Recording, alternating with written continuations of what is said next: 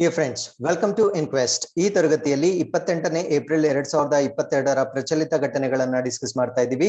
ಈ ಎಲ್ಲ ಪ್ರಚಲಿತ ಘಟನೆಗಳನ್ನ ಇಲ್ಲಿ ಕಾಣ್ತಾ ಇರತಕ್ಕಂತ ಎಲ್ಲ ದಿನಪತ್ರಿಕೆಗಳಿಂದ ಸೋರ್ಸ್ ಮಾಡಿರ್ತವೆ.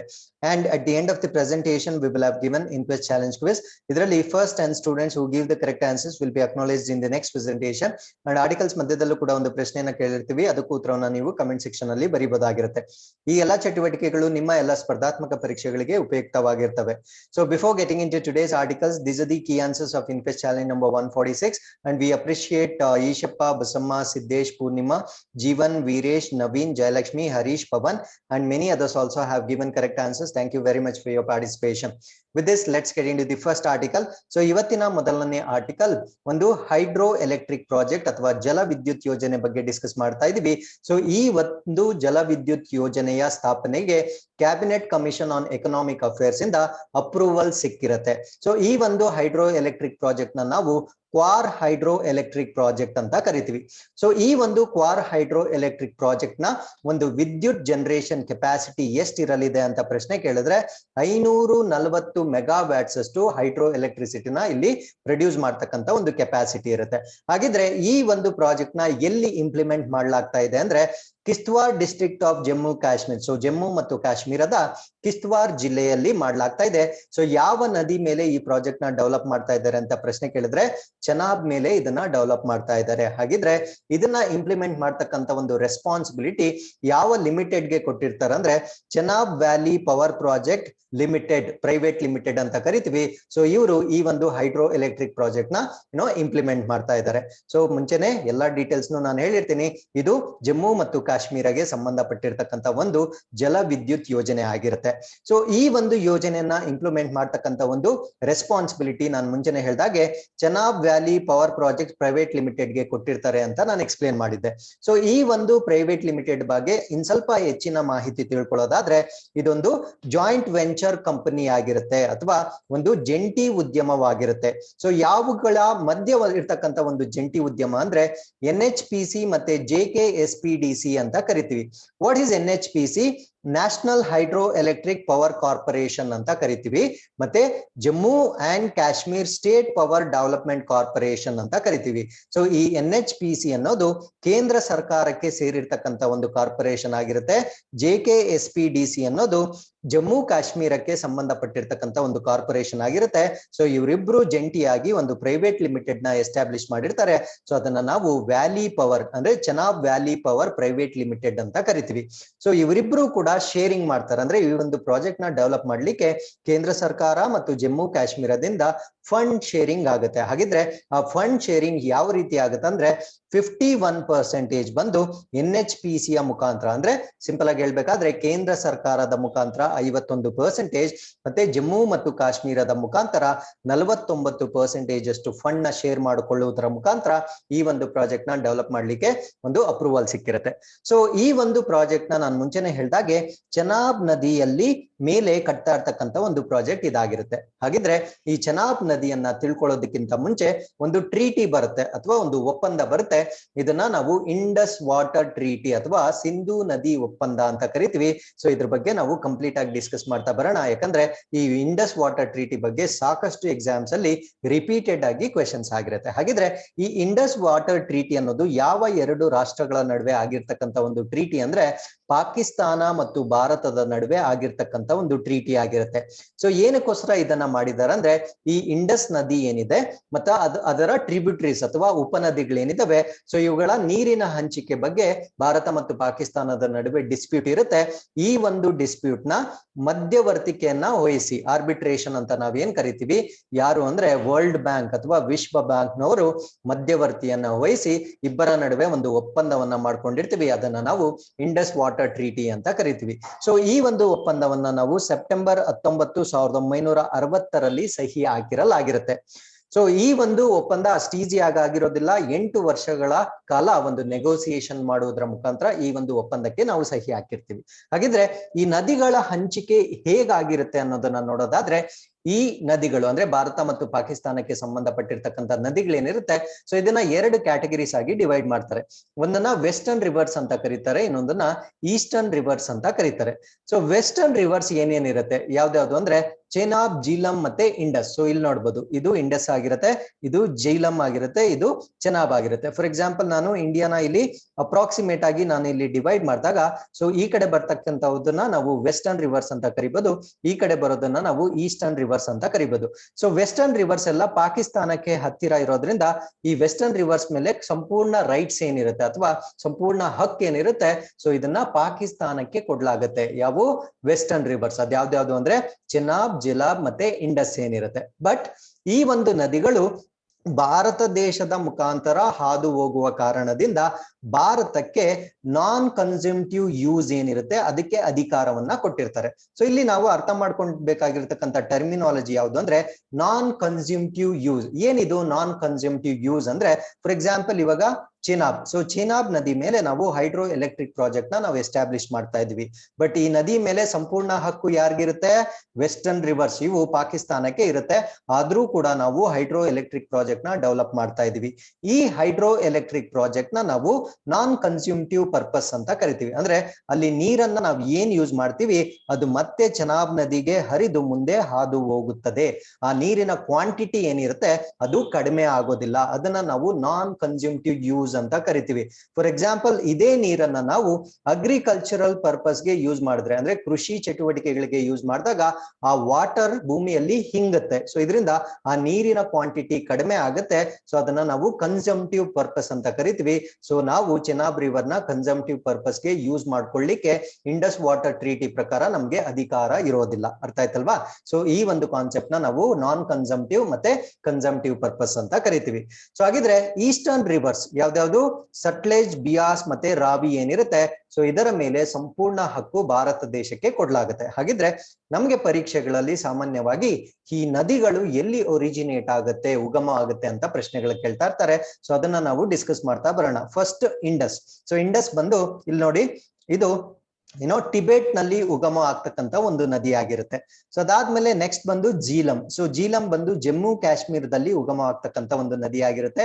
ಸೊ ಇಲ್ಲಿ ನಾವು ಕಿಶನ್ ಗಂಗಾ ಅಥವಾ ನೀಲಂ ಅಂತ ಒಂದು ನದಿ ನೋಡ್ಬೋದು. ಸೊ ಈ ಒಂದು ನದಿ ಜೀಲಂ ನದಿಯ ಒಂದು ಉಪನದಿ ಆಗಿರುತ್ತೆ. ಸೊ ಅದು ನಿಮ್ಗೆ ಗೊತ್ತಿರ್ಬೇಕಾಗಿರುತ್ತೆ. ಸೊ ಅದಾದ್ಮೇಲೆ ಮಿಕ್ಕಿದ ನದಿಗಳು ಯಾವ್ದ್ಯಾವ್ದು? ಚೆನಾಬ್ ಇರ್ಬೋದು, ರಾವಿ ಇರ್ಬೋದು ಮತ್ತೆ ಬಿಯಾಸ್ ಇರ್ಬೋದು. ಈ ಮೂರು ನದಿಗಳು ಹಿಮಾಚಲ ಪ್ರದೇಶದಲ್ಲಿ ಉಗಮ ಆಗ್ತಕ್ಕಂತ ನದಿಗಳಾಗಿರುತ್ತೆ. ಸೊ ಇನ್ನೊಂದುಳಿತು ಇದು ಸಟ್ಲೇಜ್ ಅಂತ ಕರಿತೀವಿ. ಸೊ ಇದು ಕೂಡ ಟಿಬೆಟ್ ಅಲ್ಲಿ ಉಗಮ ಆಗ್ತಕ್ಕಂತ ನದಿ ಆಗಿರುತ್ತೆ. ಸೊ ಈ ಎಲ್ಲ ನದಿಗಳು, ಅದು ಜೀಲಂ ಇರ್ಬೋದು, ಚೆನಾಬ್, ರಾವಿ, ಬಿಯಾಸ್, ಸಟ್ಲೇಜ್ ಎಲ್ಲ ಇರ್ಬೋದು, ಈ ಎಲ್ಲ ಉಪನದಿಗಳು ಫೈನಲ್ ಆಗಿ ಇಂಡಿಯಾವನ್ನ ಹಾದು ಹೋಗಿ ಕೊನೆಗೆ ಅವು ಇಂಡಸ್ ನದಿಗೇನೆ ಸೇರ್ಕೊಳ್ಳುತ್ತೆ. ಅದರಿಂದ ಈ ಎಲ್ಲ ನದಿಗಳನ್ನ ನಾವು ಇಂಡಸ್ ನದಿಯ ಉಪನದಿಗಳು ಅಂತ ಕರಿಬಹುದಾಗಿರುತ್ತೆ. ಸೊ ಇಷ್ಟು ಮಾಹಿತಿ ನಮ್ಗೆ ಇಂಡಸ್ ವಾಟರ್ ಟ್ರೀಟಿ ಬಗ್ಗೆ ಗೊತ್ತಿರ್ಬೇಕಾಗಿರುತ್ತೆ. ಹಾಗಿದ್ರೆ ಇವಾಗ ನಡೀತಾ ಇರ್ತಕ್ಕಂಥ ಪ್ರಾಜೆಕ್ಟ್ ಜಮ್ಮು ಮತ್ತು ಕಾಶ್ಮೀರ ಯೂನಿಯನ್ ಟೆರಿಟರಿಗೆ ಸಂಬಂಧಪಟ್ಟಿರ್ತಕ್ಕಂಥ ಒಂದು ಪ್ರಾಜೆಕ್ಟ್ ಆಗಿರುತ್ತೆ. ಸೊ ಇದನ್ನ ನಾನು ಮುಂಚೆನೆ ಹೇಳ್ದಾಗೆ ಕ್ವಾರ್ ಅನ್ನೋ ಪ್ರದೇಶದಲ್ಲಿ ನಡೆಯುತ್ತೆ. ಸೊ ಈ ಒಂದು ಮಿಡ್ಲ್ ಅಲ್ಲಿ ಇರ್ತಕ್ಕಂಥ ಈ ಸ್ಪಾಟ್ ಏನಿದೆ, ಸೊ ಇದನ್ನ ನಾವು ಕ್ವಾರ್ ಅಂತ ಕರಿತೀವಿ. ಸೊ ಈ ಸ್ಪಾಟ್ ಅಲ್ಲಿ ಹರಿತಾ ಇರ್ತಕ್ಕಂಥ ಚೆನಾಬ್ ನದಿ ಏನಿರುತ್ತೆ, ಸೊ ಅದ್ರ ಮೇಲೆ ಈ ಒಂದು ಪ್ರಾಜೆಕ್ಟ್ ನ ಡೆವಲಪ್ ಮಾಡ್ಲಾಗ್ತಾ ಇರುತ್ತೆ. So with this let's get into the second article. So ಈ ಒಂದು ಸೆಕೆಂಡ್ ಆರ್ಟಿಕಲ್ ಅಲ್ಲಿ ಒಂದು ಕಾನ್ಫರೆನ್ಸ್ ನ ನಾವು ಡಿಸ್ಕಸ್ ಮಾಡ್ತೀವಿ. ಈ ಒಂದು ಕಾನ್ಫರೆನ್ಸ್ ನ ನಾವು ವಿಂಡರ್ಜಿ ಅಂತ ಕರಿತೀವಿ. ಸೊ ಇಲ್ಲಿ ನೋಡಿ, ವಿಂಡ್ ಎನರ್ಜಿನ ನಾವು ಸ್ಪ್ಲಿಟ್ ಮಾಡಿದಾಗ ವಿಂಡ್ ಪ್ಲಸ್ ಎನರ್ಜಿ ಅಂತ ಆಗುತ್ತೆ. ಸೊ ಹೆಸರಲ್ಲೇ ನಮ್ಗೆ ಆನ್ಸರ್ ಸಿಗುತ್ತೆ. ಅಂದ್ರೆ ಪವನ ಶಕ್ತಿಗೆ ಸಂಬಂಧಪಟ್ಟಂತೆ ವಿಷಯಗಳನ್ನ ಡಿಸ್ಕಸ್ ಮಾಡ್ತಕ್ಕಂತ ಒಂದು ಕಾನ್ಫರೆನ್ಸ್ ನ ನಾವು ವಿಂಡರ್ಜಿ ಕಾನ್ಫರೆನ್ಸ್ ಅಂತ ಕರಿತೀವಿ. ಇದು ರಾಷ್ಟ್ರ ಮಟ್ಟದಲ್ಲಿ ನಡೀತಕ್ಕಂತ ಒಂದು ಕಾನ್ಫರೆನ್ಸ್ ಆಗಿರುತ್ತೆ. ಸೊ ಈ ಒಂದು ಕಾನ್ಫರೆನ್ಸ್ ಅಲ್ಲಿ ಕರ್ನಾಟಕಕ್ಕೆ ಸಂಬಂಧಪಟ್ಟಂತೆ ಕೆಲವೊಂದು ಅಪ್ಡೇಟ್ಸ್ ನ ನಾವು ಸ್ಟಡಿ ಮಾಡ್ಬೇಕಾಗಿರುತ್ತೆ. ಸೊ ಈ ಒಂದು ಕಾನ್ಫರೆನ್ಸ್ ಅಲ್ಲಿ ಕರ್ನಾಟಕ ರಾಜ್ಯದಿಂದ 9 ಇಒಐ ಅಂದ್ರೆ ಈ ಎಕ್ಸ್ಪ್ರೆಷನ್ ಆಫ್ ಇಂಟ್ರೆಸ್ಟ್ ಅಂತ ಕರಿತೀವಿ. ಅಂದ್ರೆ ನಮ್ಗೆ ಕೆಲವೊಂದು ಪ್ರಾಜೆಕ್ಟ್ಸ್ ಅಲ್ಲಿ ಆಸಕ್ತಿ ಇರುತ್ತೆ. ಆ ಒಂದು ಪ್ರಾಜೆಕ್ಟ್ಸ್ ಅಲ್ಲಿ ನಾವು ಆಸಕ್ತಿ ಇರೋದನ್ನ ಸೂಚಿಸ್ತೇವೆ. ಸೊ ಅದನ್ನ ನಾವು ಎಕ್ಸ್ಪ್ರೆಷನ್ ಆಫ್ ಇಂಟ್ರೆಸ್ಟ್ ಅಂತ ಕರಿತೀವಿ. ಸೊ 9 ಎಕ್ಸ್ಪ್ರೆಷನ್ ಆಫ್ ಇಂಟ್ರೆಸ್ಟ್ ಗೆ ಸಹಿ ಆಗ್ತಕ್ಕಂತ ಚಾನ್ಸ್ ಇದೆ.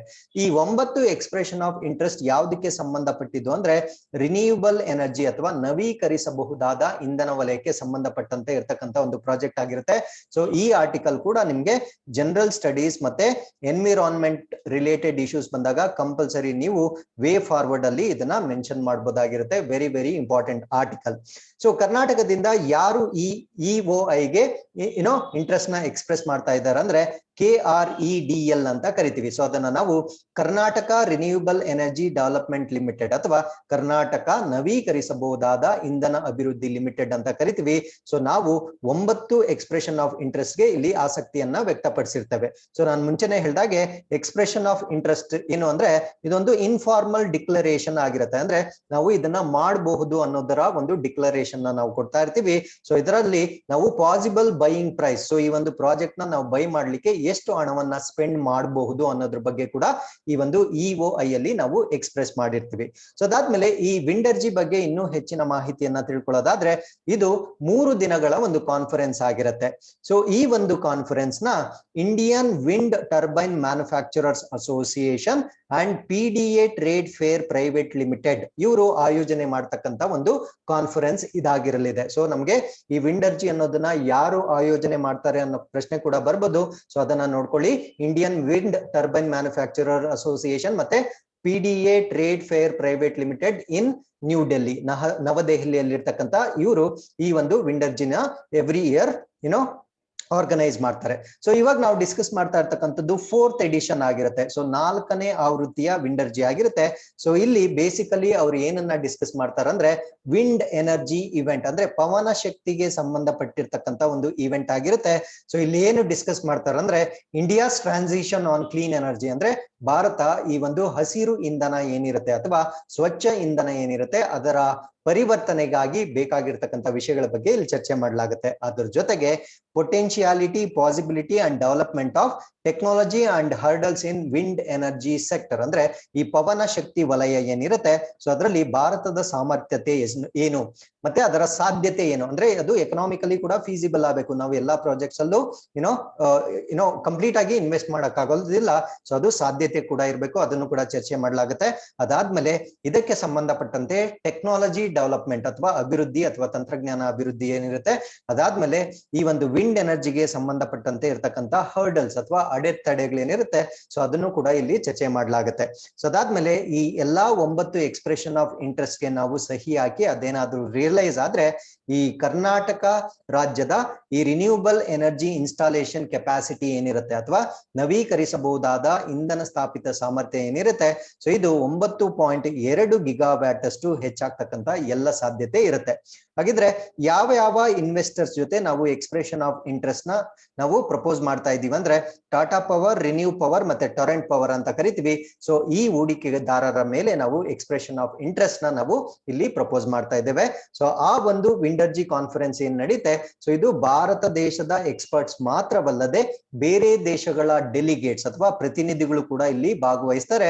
ಯಾವ ಯಾವ ದೇಶಗಳು ಅಂದ್ರೆ ಸ್ಪ್ಯಾನಿಷ್, ಬೆಲ್ಜಿಯಂ, ಡ್ಯಾನಿಶ್ ಮತ್ತೆ ಬ್ರಿಟಿಷ್ ಸರ್ಕಾರಗಳು ಕೂಡ ಇಲ್ಲಿ ಪಾರ್ಟಿಸಿಪೇಟ್ ಮಾಡ್ತಕ್ಕಂತ ಒಂದು ಪ್ರವೃತ್ತಿ ಇರುತ್ತೆ. With this let's get into the third article. So this is again memorandum of understanding, ತೀರುವಳಿ ಒಪ್ಪಂದ ಅಂತ ಕರಿತೀವಿ. ಯಾವ 2 ರಾಷ್ಟ್ರಗಳ ನಡುವೆ ಅಂದ್ರೆ ಭಾರತ ಮತ್ತು ಚಿಲಿ ರಾಷ್ಟ್ರಗಳ ನಡುವೆ ಇರ್ತಕ್ಕಂಥ ಒಂದು ತೀರುವಳಿ ಒಪ್ಪಂದ. ಸೊ ಈ ಒಂದು ಒಪ್ಪಂದ ಯಾವುದಕ್ಕೆ ಸಂಬಂಧಪಟ್ಟಿದ್ದು ಅಂದ್ರೆ ಡಿಸೆಬಿಲಿಟಿ ಸೆಕ್ಟರ್ ಅಥವಾ ವಿಶೇಷ ಚೇತನರ ವಲಯಕ್ಕೆ ಸಂಬಂಧಪಟ್ಟಂತೆ ಒಂದು ಸಹಕಾರ ಅಥವಾ ಕೋಆಪರೇಷನ್ ನ ಎಸ್ಟಾಬ್ಲಿಷ್ ಮಾಡ್ಕೊಳ್ಳಿಕ್ಕೆ ಭಾರತ ಮತ್ತು ಚಿಲಿ ಸರ್ಕಾರಗಳ ನಡುವೆ ಆಗಿರ್ತಕ್ಕಂಥ ಒಂದು ಒಪ್ಪಂದ ಆಗಿರುತ್ತೆ. ಸೊ ಈ ಒಂದು ಒಪ್ಪಂದದ ಪ್ರಕಾರ we are going to encourage cooperation between department of empowerment and personals with disabilities, government of India and government of Chile through joint initiatives in disabilities sector, ಅಂದ್ರೆ ಈ ವಿಶೇಷ ಚೇತನರ ವಲಯ ಏನಿರುತ್ತೆ ಸೊ ಇದರಲ್ಲಿ ಉಪಕ್ರಮಗಳ ಮೂಲಕ ಈ ವಿಶೇಷ ಚೇತನ ವ್ಯಕ್ತಿಗಳ ಸಬಲೀಕರಣ ಇಲಾಖೆ ಮತ್ತು ಭಾರತ ಸರ್ಕಾರ ಮತ್ತು ಚಿಲಿ ಸರ್ಕಾರದ ನಡುವೆ ಒಂದು ಸಹಕಾರವನ್ನ ಉತ್ತೇಜನ ಮಾಡ್ತಕ್ಕಂತ ಒಂದು ಒಪ್ಪಂದಕ್ಕೆ ಸಹಿ ಹಾಕಿರ್ತೀವಿ. ಸೊ ಈ ಒಂದು ಜಾಯಿಂಟ್ ಲೆಟರ್ ಆಫ್ ಇಂಟೆಂಟ್ ಅಂದ್ರೆ ಈ ಒಂದು ಜಂಟಿ ಉದ್ದೇಶ ಪತ್ರಕ್ಕೆ ನಾವು ಸಹಿ ಹಾಕಿರ್ತೀವಿ. ಸೊ ಇದರಲ್ಲಿ ನಾವು ಯಾವ ಯಾವ ವಲಯಗಳಲ್ಲಿ ಕೋಆಪರೇಷನ್ ನ ಎಕ್ಸ್ಪೆಕ್ಟ್ ಮಾಡ್ಬೋದು ಅನ್ನೋದನ್ನ ನಾವಿಲ್ಲಿ ಬ್ಲೂ ಕಲರ್ ಅಲ್ಲಿ ಹೈಲೈಟ್ ಮಾಡಿರ್ತೀವಿ. ಸೊ ಇದು ಬಹಳ ಸುಲಭವಾಗಿರುತ್ತೆ. You can just pass the video and go through the information about the same. ಹಾಗಿದ್ರೆ ಈ ಲೆಟರ್ ಆಫ್ ಇಂಟೆಂಟ್ ಅಂದ್ರೆ ಏನು? ಸೊ ಇವತ್ತು ನಾವು ಎಕ್ಸ್ಪ್ರೆಷನ್ ಆಫ್ ಇಂಟ್ರೆಸ್ಟ್ ನೋಡಿದ್ವಿ, ಮೆಮೊರಾಂಡಮ್ ಆಫ್ ಅಂಡರ್ಸ್ಟ್ಯಾಂಡಿಂಗ್ ನೋಡಿದ್ವಿ. ಸೊ ಇವಾಗ ನಾವು ಲೆಟರ್ ಆಫ್ ಇಂಟೆಂಟ್ ಅಂದ್ರೆ ಏನು? ಸೊ ಇದನ್ನ ನಾವು ಉದ್ದೇಶದ ಪತ್ರ ಅಂತ ಕರಿತೀವಿ. So what is letter of intent ಅಂದ್ರೆ a document outlining the understanding between 2 or more parties which they intend to formalize in a legal binding agreement. ಅಂದ್ರೆ ಮುಂಚೆ ಇದು ಫಾರ್ಮಲೈಸ್ ಅಂದ್ರೆ ಒಂದು ಔಪಚಾರಿಕ ಒಪ್ಪಂದವಾಗಿರುತ್ತೆ. ಸೊ ಅದನ್ನ ಕ್ರಮೇಣವಾಗಿ ಅಂದ್ರೆ ಇಬ್ಬರು ಪಕ್ಷ ಅಥವಾ ಎರಡು ದೇಶ ಇರ್ಬೋದು, ಎರಡು ಪಾರ್ಟಿ ಇರ್ಬೋದು, ಅವರಿಬ್ಬರ ನಡುವೆ ಒಪ್ಪಿಗೆ ಆದಾಗ ಸೊ ಅದನ್ನ ನಾವು ಕಾನೂನುಬದ್ಧವಾಗಿ ಕನ್ವರ್ಟ್ ಮಾಡ್ಲಿಕ್ಕೆ ಪ್ರಾವಿಷನ್ ಇರುತ್ತೆ. ಅದನ್ನ ನಾವು ಲೆಟರ್ ಆಫ್ ಇಂಟೆಂಟ್ ಅಥವಾ ಉದ್ದೇಶದ ಪತ್ರ ಅಂತ ಕರಿತೀವಿ. ಸೊ ಈ ಒಂದು ಚಿಲಿ ಅನ್ನೋದು ಸೌತ್ ಅಮೆರಿಕಾದಲ್ಲಿ ಬರ್ತಕ್ಕಂತ ಒಂದು ರಾಷ್ಟ್ರವಾಗಿರುತ್ತೆ. ಸೊ ಇದರ ನೈಬರಿಂಗ್ ಕಂಟ್ರೀಸ್ ನೋಡಿದ್ರೆ ಇಲ್ಲಿ ಪೆರು ಬರುತ್ತೆ, ಇಲ್ಲಿ ಬೊಲಿವಿಯಾ ಬರುತ್ತೆ, ಅರ್ಜೆಂಟೀನಾ ಬರುತ್ತೆ. ಸೊ ಈ ಮೂರು ರಾಷ್ಟ್ರಗಳಿಗೆ ಇದು ತನ್ನ ಬಾರ್ಡರ್ ಅನ್ನ ಹಂಚಿಕೊಳ್ಳುತ್ತೆ. ಹಾಗಿದ್ರೆ ಓಷನ್ಸ್ ನ ನೋಡೋದಾದ್ರೆ ವೆಸ್ಟ್ ಗೆ ಬಂದಾಗ ಅಟ್ಲಾಂಟಿಕ್ ಓಷನ್ ಬರುತ್ತೆ, ಈಸ್ಟ್ ಗೆ ಬಂದಾಗ ಪೆಸಿಫಿಕ್ ಓಷನ್ ಬರುತ್ತೆ. ಹಾಗಿದ್ರೆ ಇವತ್ತಿನ ಪ್ರಶ್ನೆ ಈ ಮ್ಯಾಪಿಗೆ ಸಂಬಂಧಪಟ್ಟಂತ ಪ್ರಶ್ನೆಯನ್ನ ನಾವು ಕೇಳ್ತಾ ಇದೀವಿ. ಸೊ ಈ ಮ್ಯಾಪ್ ಅಲ್ಲಿ ಕಾಣಿಸ್ತಾ ಇರ್ತಕ್ಕಂತ ರಾಷ್ಟ್ರಗಳು ಬೊಲಿವಿಯಾ, ಅರ್ಜೆಂಟೀನಾ, ಪರಗ್ವೆ, ಬ್ರೆಜಿಲ್ ಮತ್ತೆ ಉರುಗ್ವೆ. ಸೊ ಈ ರಾಷ್ಟ್ರಗಳ ಕ್ಯಾಪಿಟಲ್ ಸಿಟೀಸ್ ಯಾವ್ದ್ಯಾವ್ದು ಅನ್ನೋದನ್ನ ನೀವು ಕಮೆಂಟ್ ಸೆಕ್ಷನ್ ಅಲ್ಲಿ ಹೇಳ್ಬೋದಾಗಿರುತ್ತೆ. ಸೊ ಚಿಲಿ ಕ್ಯಾಪಿಟಲ್ ಸಿಟಿ ಇಲ್ಲೇ ಮೆನ್ಷನ್ ಆಗಿರುತ್ತೆ, ಅದನ್ನ ನಾವು ಸ್ಯಾಂಟಿಯಾಗೋ ಅಂತ ಕರಿತೀವಿ. ಸೊ ಚಿಲಿಯನ್ನ ಹೊರತುಪಡಿಸಿ ಈ ಮ್ಯಾಪ್ ಅಲ್ಲಿ ಕಾಣಿಸ್ತಾ ಇರ್ತಕ್ಕಂಥ ಬೇರೆಲ್ಲಾ ರಾಷ್ಟ್ರಗಳ ಕ್ಯಾಪಿಟಲ್ ಸಿಟೀಸ್ ಯಾವ್ದ್ಯಾವ್ದು ಅಂತ ನೀವು ಕಮೆಂಟ್ ಸೆಕ್ಷನ್ಸ್ ಅಲ್ಲಿ ಬರೀಬಹುದಾಗಿರುತ್ತೆ. So with this let's get into the fourth article. This is about USCIRF. ಈ ಒಂದು USCIRF ವತಿಯಿಂದ ಭಾರತಕ್ಕೆ ಒಂದು ಪದನಾಮ ಅಥವಾ ಒಂದು ಡೆಸಿಗ್ನೇಷನ್ ನ ಕೊಡ್ತಾ ಇದ್ದಾರೆ. This is not a positive designation, so this is a negative designation. ಏನಿದು ನೆಗೆಟಿವ್ ಡೆಸಿಗ್ನೇಷನ್ ಅಂದ್ರೆ ಈ USCIRF, ಸೊ ಇದು US ಗೆ ಸಂಬಂಧಪಟ್ಟಂತೆ ಒಂದು ಯೂನಿಟ್ ಆಗಿರುತ್ತೆ. ಸೊ ಇದೇನ್ ಮಾಡುತ್ತಂದ್ರೆ ಯಾವ ಯಾವ ರಾಷ್ಟ್ರಗಳಲ್ಲಿ ಈ ರಿಲಿಜಿಯಸ್ ಅನ್ರೆಸ್ಟ್ ಇರುತ್ತೆ, ಅಂದ್ರೆ ಧಾರ್ಮಿಕ ಒಂದು ಅನ್ರೆಸ್ಟ್ ಇರುತ್ತೆ, ಆ ರಾಷ್ಟ್ರಗಳನ್ನ ಐಡೆಂಟಿಫೈ ಮಾಡಿ ಅವ್ರಿಗೆ ಒಂದು ಪದನಾಮವನ್ನ ಕೊಡ್ತಾರೆ, ಅಂದ್ರೆ ಒಂದು ಟೈಟಲ್ ಕೊಡ್ತಾರೆ. ಸೊ ಆ ಒಂದು ಟೈಟಲ್ ಬಗ್ಗೆ ನಾವು ಇವತ್ತು ಡಿಸ್ಕಸ್ ಮಾಡ್ತಾ ಇದೀವಿ. ಸೊ ಈ ಆರ್ಟಿಕಲ್ ನಮ್ಗೆ ಯಾಕೆ ಇಂಪಾರ್ಟೆಂಟ್ ಆಗುತ್ತೆ ಅಂದ್ರೆ USCIRF ಬಗ್ಗೆ ನಮ್ಗೆ ಪ್ರಶ್ನೆಗಳನ್ನ ಕೇಳ್ತಕ್ಕಂತ ಸಾಧ್ಯತೆ ಇರುತ್ತೆ. ಅದಾದ್ಮೇಲೆ ರಿಲಿಜಿಯನ್ ರಿಲೇಟೆಡ್ ಏನಾದ್ರೂ ಎಸ್ಸೆಗಳು ಬಂದಾಗ, ಫಾರ್ ಎಕ್ಸಾಂಪಲ್ ಇವಾಗ ಇಂಡಿಯಾದಲ್ಲಿ ಈ ಒಂದು ರಿಲಿಜಿಯಸ್ ಗೆ ಸಂಬಂಧಪಟ್ಟಂತೆ ಹಿಜಾಬ್ ಇರ್ಬೋದು ಮತ್ತೆ CAA ಇರ್ಬೋದು, ಇದಕ್ಕೆ ಸಂಬಂಧಪಟ್ಟಂತೆ ಸಾಕಷ್ಟು ಇಶ್ಯೂಸ್ ನಡೀತಾ ಇದೆ. ಸೊ ಇದರಿಂದ ಇದ್ರ ಬಗ್ಗೆ ಕುರಿತಂತೆ ಎಸ್ಸೆ ಕೂಡ ಬರ್ಬೋದಾಗಿರುತ್ತೆ. ಸೊ ಆ ಒಂದು ಎಸ್ಸೆ ಬರೆಯುವಾಗ ಈ ಪಾಯಿಂಟ್ಸ್ ನ ನಾವು ಫ್ರೆಶ್ ಪಾಯಿಂಟ್ಸ್ ನ ಬರೀಬಹುದಾಗಿರುತ್ತೆ. So that is with respect to USCIRF. ಹಾಗಿದ್ರೆ USCIRF ಬಗ್ಗೆ ನಾವು ಕಂಪ್ಲೀಟ್ ಆಗಿ ಡಿಸ್ಕಸ್ ಮಾಡೋದಾದ್ರೆ United States commission on international religious freedom ಅಂತ ಕರಿತೀವಿ. ಇದನ್ನ ನಾವು United State commission on international religious freedom ಅಂತ ಕರಿತೀವಿ. ಇವ್ರೇನ್ ಮಾಡಿದಾರ ಅಂದ್ರೆ ದೇ ರೆಕಮೆಂಡೆಡ್, ಅಂದ್ರೆ ಭಾರತ ದೇಶವನ್ನ ಒಂದು ಪದನಾಮ ಮಾಡ್ಲಿಕ್ಕೆ ಒಂದು ಶಿಫಾರಸನ್ನ ಮಾಡಿರ್ತಾರೆ. ಆ ಪದನಾಮದ ಹೆಸರು ಏನು ಅಂದ್ರೆ CPC ಅಂತ ಕರಿತೀವಿ. CPC ಅಂದ್ರೆ ಕಂಟ್ರಿ ಆಫ್ ಪರ್ಟಿಕ್ಯುಲರ್ ಕನ್ಸರ್ನ್ ಅಥವಾ ನಿರ್ದಿಷ್ಟ ಕಾಳಜಿಯ ದೇಶ ಅಂತ ಪಟ್ಟಿ ಮಾಡಿ ಅಂತ USCIRF ಏನಿರುತ್ತೆ ಅದು US ಗವರ್ನಮೆಂಟ್ ಅಥವಾ US ಕಾಂಗ್ರೆಸ್ಗೆ ರೆಕಮೆಂಡೇಶನ್ಸ್ ಮಾಡಿರುತ್ತೆ. ಸೊ ಯಾಕೆ ನಮ್ಮನ್ನ CPC ಗೆ ಸೇರಿಸಿ ಅಂತ ಹೇಳ್ತಾ ಇದ್ದಾರೆ ಅಂದ್ರೆ whenever any government is performing most poorly on religious freedom criteria, ಈ ಧಾರ್ಮಿಕ ಸ್ವಾತಂತ್ರ್ಯದ ಹಕ್ಕು ಏನಿರುತ್ತೆ ಸೊ ಇದರಲ್ಲಿ ಅತ್ಯಂತ ಕಳಪೆ ಕಾರ್ಯನಿರ್ವಹಿಸ್ತಾ ಇರ್ತಕ್ಕಂಥ ಸರ್ಕಾರಗಳನ್ನ ಗುರುತಿಸ್ತಕ್ಕಂಥ ಕೆಲಸ ಈ USCIRF ಮಾಡ್ತಾ ಇರುತ್ತೆ. ಅದಾದ್ಮೇಲೆ ಇದ್ರ ಜೊತೆಗೆ ಬರೀ ಗುರುತಿಸೋದು ಮಾತ್ರ ಅಲ್ಲ, targeted sanctions on individuals and entities, ಅಥವಾ ಯಾವುದೇ ವ್ಯಕ್ತಿ ಆಗಿರ್ಬೋದು ಅಥವಾ ಯಾವುದೇ ಘಟಕ ಆಗಿರ್ಬೋದು, ಇವರು ಧಾರ್ಮಿಕ ಸ್ವಾತಂತ್ರ್ಯವನ್ನ ಉಲ್ಲಂಘನೆ ಮಾಡಿದ್ರೆ ಅವ್ರ ಮೇಲೆ ನಿಬಂಧನೆಗಳನ್ನ ಹೇರ್ತಕ್ಕಂಥದ್ದು. ಸ್ಯಾಂಕ್ಷನ್ಸ್ ಅಂದ್ರೆ ಗೊತ್ತಿರ್ಲಿ, ನಿಬಂಧನೆಗಳನ್ನ ಅಥವಾ ನಿರ್ಬಂಧಗಳನ್ನ ಹೇರ್ತಕ್ಕಂಥ ಕೆಲಸ ಮಾಡ್ಬೇಕಂತ ರೆಕಮೆಂಡ್ ಮಾಡ್ತಾ ಇದೆ. ಹೇಗೆ ನಿಬಂಧನೆಗಳನ್ನ ಹೇರೋದು ಅಂದ್ರೆ by freezing those individuals or entities assets or barring their entry into the US. ಅಂದ್ರೆ ಅವರ ಆಸ್ತಿಗಳು ಏನಿರುತ್ತೆ ಅದನ್ನ ಮುಟ್ಟುಗೋಲು ಹಾಕೊಳ್ಬೇಕು. ಫಾರ್ ಎಕ್ಸಾಂಪಲ್ ಇಂಡಿಯಾದಲ್ಲಿ ಯಾರೋ ರಿಲಿಜಿಯಸ್ ವೈಲೆನ್ಸ್ ಗೆ ಸಪೋರ್ಟ್ ಮಾಡ್ತಾ ಇರ್ತಾರೆ, ಅವರ ಆಸ್ತಿ ಏನಾದ್ರೂ US ಅಲ್ಲಿ ಇದ್ರೆ, ಯಾಕಂದ್ರೆ ಇಂಡಿಯಾ ಆಸ್ತಿನ ಅವರು ಮುಟ್ಟುಗೋಲು ಹಾಕೊಳ್ಳಿಕ್ ಆಗೋದಿಲ್ಲ, US ಅಲ್ಲಿ ಇದ್ರೆ ಅವರ ಆಸ್ತಿಯನ್ನ ಅವರು ಮುಟ್ಟುಗೋಲು ಮಾಡ್ಕೊಳ್ಬಹುದು. ಅದಾದ್ಮೇಲೆ ಅವರನ್ನ ಮತ್ತೆ US ಗೆ ಎಂಟ್ರಿ ಆಗದಂತೆ ಒಂದು ನಿರ್ಬಂಧವನ್ನ ಹೇರ್ಬೇಕು ಅನ್ನೋದ್ರ ಅರ್ಥವನ್ನ ನಾವು ಕಂಟ್ರಿ ಆಫ್ ಪರ್ಟಿಕ್ಯುಲರ್ ಕನ್ಸರ್ನ್ ಅಂತ ಕರಿತೀವಿ. ಹಾಗಿದ್ರೆ ಈ USCIRF ಅನ್ನೋದು ಹೇಗೆ ರಚನೆ ಆಯ್ತು ಅದ್ರ ಬಗ್ಗೆ ಹೆಚ್ಚಿನ ಮಾಹಿತಿ ತಿಳ್ಕೊಳ್ಳೋದಾದ್ರೆ, this is an independent and bipartisan body ಆಗಿರುತ್ತೆ. It is created by international religious freedom act 1998. ಇದನ್ನ ದ್ವಿಪಕ್ಷೀಯ ಸಂಸ್ಥೆ ಆಗಿರುತ್ತೆ. ಇದೊಂದು ಸ್ವತಂತ್ರವಾಗಿ ತನ್ನ ಕಾರ್ಯವನ್ನ ನಿರ್ವಹಿಸುತ್ತದೆ. ಇದು ಅಂತಾರಾಷ್ಟ್ರೀಯ ಧಾರ್ಮಿಕ ಸ್ವಾತಂತ್ರ್ಯದ ಕಾಯ್ದೆ 1998ರ ಅಡಿಯಲ್ಲಿ ಇದನ್ನ ಸ್ಥಾಪನೆ ಮಾಡಲಾಗಿರುತ್ತೆ. ಸೊ ಇದರ ಒಂದು ಪರ್ಪಸ್ ಏನು ಅಂದ್ರೆ to monitor religious freedom violations globally, ಅಂದ್ರೆ ಜಾಗತಿಕವಾಗಿ ಯಾವ ಯಾವ ದೇಶಗಳಲ್ಲಿ ಈ ಧಾರ್ಮಿಕ ಸ್ವಾತಂತ್ರ್ಯದ ಉಲ್ಲಂಘನೆ ಆಗ್ತಾ ಇರುತ್ತೆ ಸೊ ಅದರ ಮೇಲ್ವಿಚಾರಣೆಯನ್ನ ಮಾಡ್ತಕ್ಕಂಥ ಕೆಲಸ ಮಾಡ್ತಾ ಇರುತ್ತೆ. ಅದಾದ್ಮೇಲೆ ಇಟ್ ಮೇಕ್ಸ್ ಪಾಲಿಸಿ ರೆಕಮೆಂಡೇಶನ್ಸ್, ಅಂದ್ರೆ ಕೆಲವೊಂದು ನೀತಿಗಳನ್ನ ರಚಿಸಿ ಅದನ್ನ ಶಿಫಾರಸು ಮಾಡುತ್ತೆ. ಯಾರಿಗೆ ಶಿಫಾರಸು ಮಾಡುತ್ತೆ? US ಪ್ರೆಸಿಡೆಂಟ್ ಮತ್ತೆ ಸೆಕ್ರೆಟರಿ ಆಫ್ ದಿ ಸ್ಟೇಟ್ ಮತ್ತೆ ದಿ ಕಾಂಗ್ರೆಸ್, ಅಂದ್ರೆ US ಗವರ್ಮೆಂಟ್ ನ ನಾವು ಕಾಂಗ್ರೆಸ್, ಇಲ್ಲೆಂಗೆ ನಾವು ಪಾರ್ಲಿಮೆಂಟ್ ಅಂತ ಕರಿತೀವಿ. ಸೊ US ಅಲ್ಲಿ ಅದನ್ನ ನಾವು ಕಾಂಗ್ರೆಸ್ ಅಂತ ಕರಿತೀವಿ. US ನ ಅಧ್ಯಕ್ಷರಾಗಿರ್ಬೋದು ಅಥವಾ ರಾಜ್ಯ ಕಾರ್ಯದರ್ಶಿಗಳಾಗಿರ್ಬೋದು. ಸೊ ಅವರಿಗೆ ಕೆಲವೊಂದು ರೆಕಮೆಂಡೇಶನ್ಸ್ ನ ಅಥವಾ ಈ ಒಂದು ರಿಲಿಜಿಯಸ್ ವೈಲೇಷನ್ ಗೆ ಸಂಬಂಧಪಟ್ಟಂತೆ ಕೆಲವೊಂದು ಶಿಫಾರಸುಗಳನ್ನ ಮಾಡ್ತಕ್ಕಂಥ ಕೆಲಸ USCIRF ಮಾಡ್ತಕ್ಕಂಥ ಒಂದು ಕೆಲಸ ಮಾಡುತ್ತೆ. ಸೊ ಅದಾದ್ಮೇಲೆ ಇದರಲ್ಲಿ 9 ಪಾರ್ಟ್ ಟೈಮ್ ಕಮಿಷನರ್ಸ್ ಇರ್ತಾರೆ, ಅಂದ್ರೆ 9 ಅರೆಕಾಲಿಕ ಕಮಿಷನರ್ಗಳು ಕೂಡ ಸೊ ಇದರ ನೇತೃತ್ವವನ್ನ ವಹಿಸ್ತಾರೆ. ಹಾಗಿದ್ರೆ ಈ ಒಂದು CPC ಡೆಸಿಗ್ನೇಷನ್ ಅಂತ ಇವಾಗ ಇಂಡಿಯಾಗೆ ಕೊಡಬೇಕು ಅಂತ ಏನ್ ಪ್ರಪೋಸ್ ಮಾಡ್ತಾ ಇದ್ದಾರೆ, ಅದರ ಅರ್ಥ ಏನು ಅಂತ ಹೇಳೋದಾದ್ರೆ, countries whose governments either engage in or tolerate particular severe violations of the religious freedom. Very simple. ಈ ಧಾರ್ಮಿಕ ಸ್ವಾತಂತ್ರ್ಯ ಏನಿರುತ್ತೆ ಸೊ ಇದರ ಬಗ್ಗೆ ತೀವ್ರವಾಗಿ ಉಲ್ಲಂಘನೆ ಆಗಿರುತ್ತೆ ಅಥವಾ ಸರ್ಕಾರ ಉಲ್ಲಂಘನೆ ಆದ್ರೂ ಕೂಡ ಸಹಿಸಿಕೊಳ್ತಾ ಇರುತ್ತೆ ಅಥವಾ ಅದ್ರ ಮೇಲೆ ಯಾವುದೇ ಕ್ರಮಗಳನ್ನ ತೆಗೆದುಕೊಳ್ಳೋದಿಲ್ಲ, ಅಂತಹ ರಾಷ್ಟ್ರವನ್ನ ಕಂಟ್ರಿ ಆಫ್ ಪರ್ಟಿಕ್ಯುಲರ್ ಕನ್ಸರ್ನ್ ಅಂತ ಕರಿತೀವಿ. So that is nothing but CPC. So ಇದರಲ್ಲಿ 2 ಕ್ಯಾಟಗರಿ ಬರುತ್ತೆ, ಒಂದನ್ನ CPC ಅಂತ ಕರಿತೀವಿ, ಇನ್ನೊಂದನ್ನ SWL ಅಂತ ಕರಿತೀವಿ. ಸೊ SWL ಅಂದ್ರೆ ಸ್ಪೆಷಲ್ ವಾಚ್ ಲಿಸ್ಟ್ ಅಂತ ಕರಿತೀವಿ ಅಥವಾ ವಿಶೇಷ ವೀಕ್ಷಣೆ ಪಟ್ಟಿ ಅಂತ ಕರಿತೀವಿ. ಸೊ ಯಾವ ರಾಷ್ಟ್ರಗಳಲ್ಲಿ ಲೆಸ್ ಸೀರಿಯಸ್ ವೈಲೇಷನ್ ಅಂದ್ರೆ ಕಡಿಮೆ ಗಂಭೀರ ಉಲ್ಲಂಘನೆ ಆಗಿರುತ್ತೆ, ಸೊ ಆ ರಾಷ್ಟ್ರಗಳನ್ನ SWL ಸ್ಟೇಟಸ್ ಗೆ ಸೇರಿಸಲಾಗಿರುತ್ತೆ. ಹಾಗಿದ್ರೆ ಭಾರತ ದೇಶದಲ್ಲಿ ಸೀರಿಯಸ್ ವೈಲೇಷನ್ಸ್ ಆಗಿರ್ತಕ್ಕಂಥ ಕಾರಣದಿಂದ CPC ಗೆ ಸೇರಿಸಬೇಕು ಅಂತ ಇಲ್ಲಿ ಶಿಫಾರಸು ಮಾಡಲಾಗ್ತಾ ಇದೆ. These are just recommendations. ಅರ್ಥ ಆಯ್ತಲ್ವಾ? ಅದನ್ನ ನೀವು ಚೆನ್ನಾಗಿ ಜ್ಞಾಪಕ ಇಟ್ಕೊಳ್ಬೇಕು. ಹಾಗಿದ್ರೆ ಭಾರತ ದೇಶದ ಜೊತೆಗೆ ಇನ್ನೂ ಎಷ್ಟು ರಾಷ್ಟ್ರಗಳನ್ನ ಈ ಒಂದು ಪಟ್ಟಿಗೆ ಸೇರಿಸಲಿಕ್ಕೆ, CPC ಪಟ್ಟಿಗೆ ಸೇರಿಸಲಿಕ್ಕೆ ರೆಕಮೆಂಡೇಶನ್ಸ್ ಮಾಡಿದ್ದಾರೆ ಅಂದ್ರೆ ಒಟ್ಟು 15 ರಾಷ್ಟ್ರಗಳನ್ನ ಈ ಒಂದು ಪಟ್ಟಿಗೆ ಸೇರಿಸಲಿಕ್ಕೆ ರೆಕಮೆಂಡ್ ಮಾಡಿರ್ತಾರೆ. ಆ 15 ರಾಷ್ಟ್ರಗಳು ಯಾವುದು ಅಂತ you can just pass the video and go through the countries. ಹಾಗಿದ್ರೆ ಇದು ಪ್ರಪ್ರಥಮ ಬಾರಿಗೆ ಭಾರತ ದೇಶದ ಮೇಲೆ ಈ ರೀತಿ ಆಗ್ತಾ ಇದೆಯಾ ಅಥವಾ ಮುಂಚೆ ಕೂಡ ಆಗಿತ್ತಾ ಅಂತ ಪ್ರಶ್ನೆ ಕೇಳಿದ್ರೆ, this is 3rd year in a row, ಅಂದ್ರೆ ಸತತ ಮೂರನೇ ವರ್ಷ ಸೊ ಭಾರತವನ್ನ CPC ಗೆ ಆಡ್ ಮಾಡಿ ಅಂತ ಶಿಫಾರಸು ಮಾಡ್ತಾ ಇದೆ. ಬಟ್ ಇಂಡಿಯಾ ಮಾತ್ರ ಇದಕ್ಕೆ ರೆಸ್ಪಾಂಡ್ ಏನ್ ಮಾಡಿರತ್ತಂದ್ರೆ, so this is nothing is going to happen, ಅಥವಾ ಸೊ ಇದ್ರ ಬಗ್ಗೆ ಇಂಡಿಯಾ ಯಾವುದೇ ರೀತಿಯ ಕನ್ಸರ್ನ್ ನ ಎಕ್ಸ್ಪ್ರೆಸ್ ಮಾಡ್ತಾ ಇಲ್ಲ. So it has pushed back against the grading. So ಈ ಒಂದು ರ್ಯಾಂಕಿಂಗ್ ನ ಬಗ್ಗೆ ಸೊ ಇಂಡಿಯಾ ಸಂಪೂರ್ಣವಾಗಿ ಪುಷ್ ಬ್ಯಾಕ್ ಮಾಡಿರುತ್ತೆ. ಸೊ ಅದಾದ್ಮೇಲೆ ಇದರಿಂದ ಏನಾದ್ರೂ ಇಂಪ್ಯಾಕ್ಟ್ ಆಗುತ್ತಾ ಅಥವಾ ಇದರಿಂದ ನಮ್ಗೆ ಆಗಬಹುದಾಗಿರ್ತಕ್ಕಂಥ ಪರಿಣಾಮಗಳೇನು?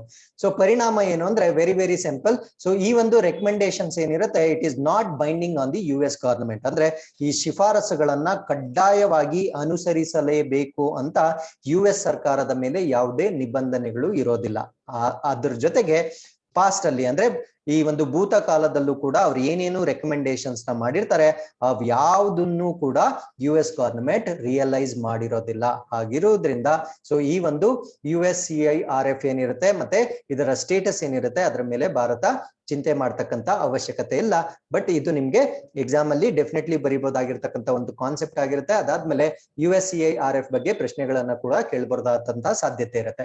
So with this we have come to the last article. ಇದನ್ನ ನಾವು PM ಸ್ವನಿಧಿ ಸ್ಕೀಮ್ ಅಂತ ಕರಿತೀವಿ. ಸೊ ಈ PM ಸ್ವನಿಧಿ ಸ್ಕೀಮ್ ನ ನಾವು ಆಲ್ರೆಡಿ ಸಾಕಷ್ಟು ಬಾರಿ ಚರ್ಚೆ ಮಾಡಿರ್ತೀವಿ. ಸೊ ಮತ್ತೆ ಇದನ್ನ ಡಿಸ್ಕಸ್ ಮಾಡ್ತಾ ಇದೀವಿ. ಕಾರಣ ಏನು ಅಂದ್ರೆ ಈ PM ಸ್ವನಿಧಿ ಸ್ಕೀಮ್ ನ ಇವಾಗ ಮತ್ತೆ ಎಕ್ಸ್ಟೆಂಡ್ ಮಾಡಿರ್ತಾರೆ ಅಥವಾ ವಿಸ್ತರಣೆ ಮಾಡಿರ್ತಾರೆ. ಸೊ ಅದರಿಂದ ಇದನ್ನ ನಾವು ಮತ್ತೆ ಚರ್ಚೆ ಮಾಡ್ಬೇಕಾಗಿರುತ್ತೆ. ಸೊ ಹಾಗಿದ್ರೆ PM ಸ್ವನಿಧಿ ಸ್ಕೀಮ್ ಯಾರಿಗೋಸ್ಕರ ಮಾಡಿರ್ತಕ್ಕಂಥದ್ದು ಅಂದ್ರೆ ಸ್ಟ್ರೀಟ್ ವೆಂಡರ್, ಬೀದಿ ವ್ಯಾಪಾರಿಗಳನ್ನ ಪುನರುಜ್ಜೀವನ ಮಾಡ್ಲಿಕ್ಕೆ, COVID-19 ಇಂದ ಹೇಗೆ ಅವರು ಸಫರ್ ಆಗಿದ್ರು ಸೊ ಅವ್ರನ್ನ ಮತ್ತೆ ಮೇಲ್ ತರ್ಲಿಕ್ಕೆ ಮಾಡಿರ್ತಕ್ಕಂಥ ಒಂದು ಲೋನ್ ಸ್ಕೀಮ್ ಇದಾಗಿರುತ್ತೆ. ಸೊ ಈ ಒಂದು ಸ್ಕೀಮ್ ನ ಮತ್ತೆ ಮಾರ್ಚ್ 2022ರಿಂದ ಡಿಸೆಂಬರ್ 2024ರವರೆಗೂ ಎಕ್ಸ್ಟೆಂಡ್ ಮಾಡಲಾಗಿರುತ್ತೆ. ಸೊ ಇದರಲ್ಲಿ ಏನ್ ಮಾಡ್ತಾರೆ ಅಂದ್ರೆ enhanced collateral free affordable loans ನ ಕೊಡ್ತಾರೆ. ಅಂದ್ರೆ ಯಾವುದೇ ರೀತಿಯ ಶ್ಯೂರಿಟಿ ಅಥವಾ ಗ್ಯಾರಂಟಿ ಇಲ್ಲದೆ ಲೋನ್ ಅಥವಾ ಹಣ ಸಹಾಯವನ್ನ ಮಾಡಲಾಗುತ್ತೆ.